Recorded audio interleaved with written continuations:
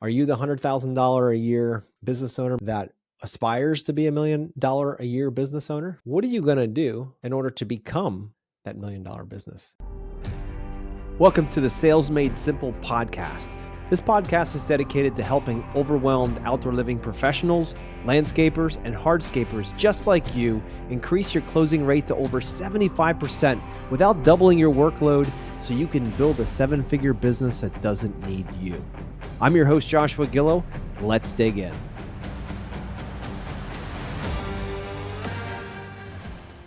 Welcome back, everybody. This week, we're going to dive into this concept of ownership in a company, like exactly how does your company grow or fall? It's going to depend on the leadership of the company. So if you're a business owner out there listening, you're going to want to listen to this episode. This is going to put in perspective of what it takes to be a great owner and the mindset that goes into it. So let's think about this. If tomorrow you could take, let's just think about this. You have two companies, company A, who does about $1 million in revenue a year, and you have company B, which does about $100,000 in revenue a year in the landscaping outdoor living world. And you were to take their owners and swap them. What if you took the $1 million business owner and you put him in the $100,000 a year company? And what if you took the $100,000 a year company and put him in the $1 million a year company revenue wise? And what do you think would happen? Do you think that the $1 million a year business owner who's built those systems and understands what he understands, you think that $100,000 company after a year of him being there would be the same? Do you think that $100,000 company would have the opportunity to grow? Do you think that that person would push that company to become something more than what the $100,000 business owner could do? And let's flip that. You took that $100,000 business owner and put him in $1 million company. How fast do you think that $1 million company would grow? Or do you think it would retreat and get smaller and smaller back to where that $100,000 business owner was? Now, obviously, this is a hypothetical, but let's think about it, listeners. The skill set that it takes to run $1 million company is a different skill set than it takes to run a $100,000 company. No better, no worse, just different. The person that used to run the $100,000 company that now built it to $1 million a year revenue, that person has become a business owner that can run $1 million company. That $100,000 hasn't done the work yet to get to what it takes to become that $1 million business owner. So think about it. Where do you fit?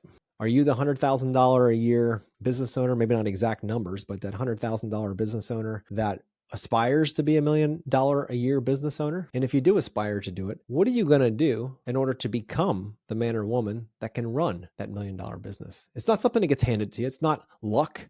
This is grind. This is discipline. This is learning. This is going to seminars. This is reading books. This is buying classes. This is getting a mentor. The difference between that $100,000 company and that $1 million company is time, discipline, and education. That's it. It's that simple. Now, taking that $1 million owner and putting him in a $100,000 a year business, how long do you think it would take him to build that up to $1 million business? My hunch would say probably not all that long. He knows what to do. He can knock obstacles out of the way. He can reposition the company if need be. He can figure out how to market it better, and he can get out there and grind the pavement and get it done.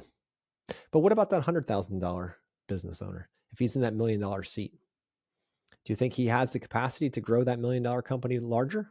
Possibly, but most likely not. What I'm trying to get to here, guys, is that so much of this is about your discipline and your mindset. If you wake up every day as a $1 million business owner, you're going to show up that way. You're going to sell that way. You're going to have the confidence, the swagger, if you will, of a $1 million business owner. But if you're in the putting on the pants every day of a $100,000 business owner, just getting by, trying your hardest, not looking to do any kind of growth. You want the $1 million business, but you don't want to have to put the work in for it. You don't want to have to discipline yourself or get up earlier, work out, or go to seminars or change, right? So much of this is around fixed and growth mindset. A fixed mindset says, you know what? I already got it figured out. I really don't need a whole lot of input from other people. I don't need to grow anymore. I've got all this nailed down. That's what a fixed mindset thinks. And a fixed mindset stays in one position because they don't want to grow. Or if they want to grow, they're not positioned to grow. The second kind of mindset is the growth mindset. And I would wager to bet here that the $1 million company It just didn't happen. You don't get $1 million in revenue a year because you were lucky. Most of the time that happens, not every time, most of the time that happens because of discipline, systems, education, learning, waking up every day, giving it your all, and having a growth mindset, meaning, you know what? While the fixed mindset says, I know what I'm doing, the growth mindset says, I wonder how I could do this better. How could I improve? How could I make today better than yesterday? How can I improve the systems I have in place? And this is a perpetual question in the growth mindset person. So think about it. When you flip those roles, that $100,000 business person to the $1 million position, what must he change in order to grow to that $1 million a year owner mindset? The gap is what we're mining for here. The gap is education. The gap is being courageous enough to ask questions about the business, about himself, about herself, in order to grow past that fixed mindset. It's the courage and the confidence that does that. And if you want courage and you want confidence, you need clarity. If you can get clarity in whatever you're working on, whether it's a marketing campaign or a growth strategy for your business, if you can get clarity, I'm going to rephrase that. When you get clarity, confidence comes naturally. And then with confidence comes enthusiasm, strategy, all of those things.